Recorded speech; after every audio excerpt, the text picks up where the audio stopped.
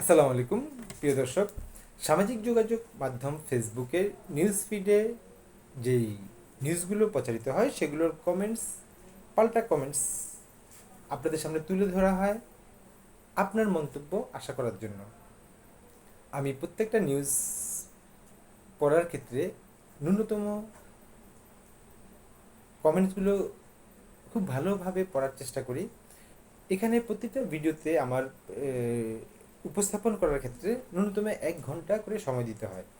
তো আমি এই সময়টা ব্যয় করছি এবং আপনাদেরকে বলছি একটি কারণে, যে আপনারা যেন 6 থেকে 7 মিনিটের ভিডিওটাতে বর্তমানে এই মুহূর্তের রাজনৈতিক অথবা তথ্যকেন্দ্রিক যে সকল ইনফরমেশন পেয়ে যেতে পারেন। একটি নিউজ যথেষ্ট প্রশংসনীয় হয়েছে, সেটা হচ্ছে যে মেধা সম্পদের সর্বোত্তম ব্যবহারের তাগিদ প্রধান উপদেষ্টার। তিনি বলেছেন, মেধা সম্পদের সর্বোত্তম ব্যবহারের তাগিদ সমৃদ্ধ বাংলাদেশ গড়তে মেধা সম্পদের সর্বোত্তম ব্যবহার ও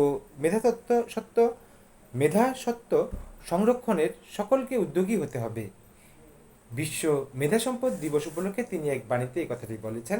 এটি যুগান্তরে বিষয়টি আলোচনা হয়েছে। এখানে প্রচুর কমেন্টস পড়েছে, প্রচুর লাভ রিয়েক্ট পড়েছে। সামাজিক যোগাযোগ মাধ্যমে ডক্টর মোহাম্মদ ইউনুস স্যার যেই বক্তব্যগুলো প্রচার হয় এগুলোতে যথেষ্ট কমেন্টস, ভালো কমেন্টস থাকে, ভালোবাসা থাকে তার প্রতি। এর ভিতরে গতকালকে কিছু নিউজে আমি যথেষ্ট বিরূপ মন্তব্য পেয়েছি এবং প্রকাশ করেছি।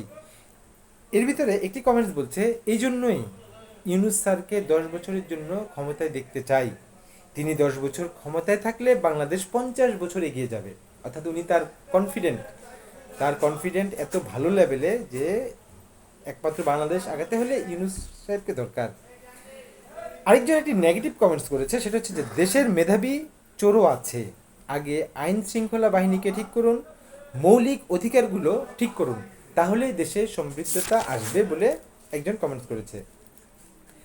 তো এছাড়া মোটামুটি এটাতে সম্পূর্ণ পজিটিভ কমেন্টস এসেছে। আরেকটি নিউজ যথেষ্ট বিতর্কিত হয়েছে, যথেষ্ট নেগেটিভ কমেন্টস পড়েছে সেই নিউজটিতে, সংস্কার ও নির্বাচনের রেড ম্যাপ ঘোষণা করুন।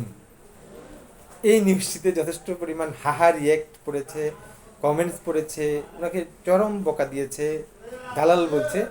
সংস্কার ও নির্বাচনের রোডম্যাপ ঘোষণা করুন বলেছেন। অন্তর্বর্তী সরকার প্রধানের প্রতি আহ্বান জানিয়েছেন জাতীয় সমাজতান্ত্রিক দল জেএসডি সভাপতি আসম আব্দুর রব।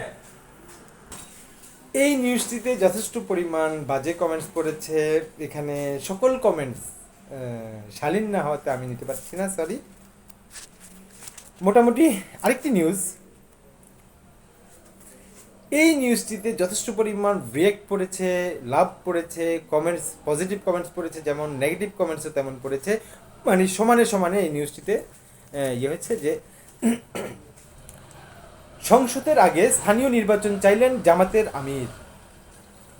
তিনি বলেন, সংসদের আগে স্থানীয় নির্বাচন দিতে হবে। বাংলাদেশ জামায়াতে ইসলামীর আমির ডক্টর শফিকুর রহমান এই কথাটি বলেন।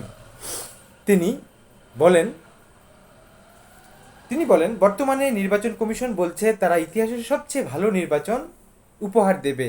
আমরাও তাদের একটি অ্যাসিড টেস্ট দেখতে চাই। তারা জাতীয় সংসদের আগে স্থানীয় নির্বাচন দিক, আমরা দেখি তাদের সদিচ্ছা ও সক্ষমতা কতটুকু। যদি এতে জনগণ সন্তুষ্ট হয় তাহলে পরবর্তী সময়ে জনগণ আপনাদের সহযোগিতা দেবে, আর কিছু ধরা পড়লে জনগণ আপনাদেরকে লাল কার্ড দেখাবে। 25 এপ্রিল ময়মনসিংহের নগরীর সার্কিট হাউস মাঠে জামাতের কর্মী সম্মেলনে তিনি এই কথাটি বলেছেন। এই নিউজটি যথেষ্ট প্রশংসনীয় হয়েছে, যথেষ্ট কমেন্টস পড়েছে, পাল্টা কমেন্টস পড়েছে। এখন পজিটিভ কমেন্টস এই নিউজে সবচেয়ে বেশি আমি দেখেছি। পজিটিভ কমেন্টসের তো সঠিক কথা বলেছেন, হ্যাঁ অবশ্যই সঠিক, আগে স্থানীয় সরকার নির্বাচন হতে হবে।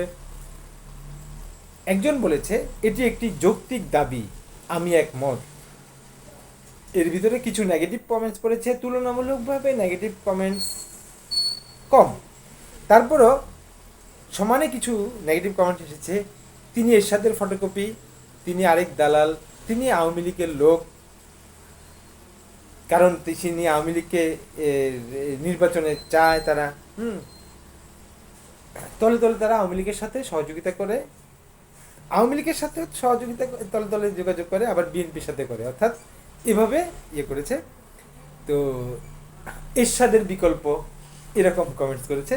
তো সর্ব মিলিয়ে এটাকে আমি পজিটিভ কমেন্টসের সংখ্যাটা আমি বেশি পাচ্ছি।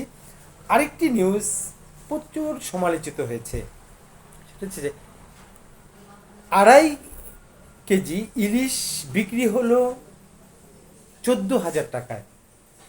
এটি বরগুনায়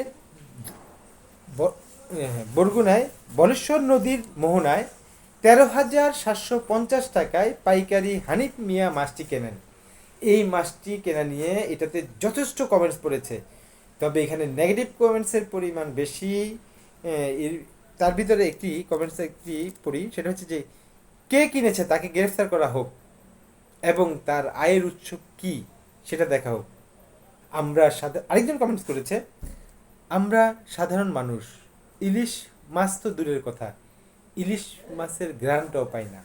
এটা সত্যি, আসলে ইলিশের দাম যেভাবে বেড়েছে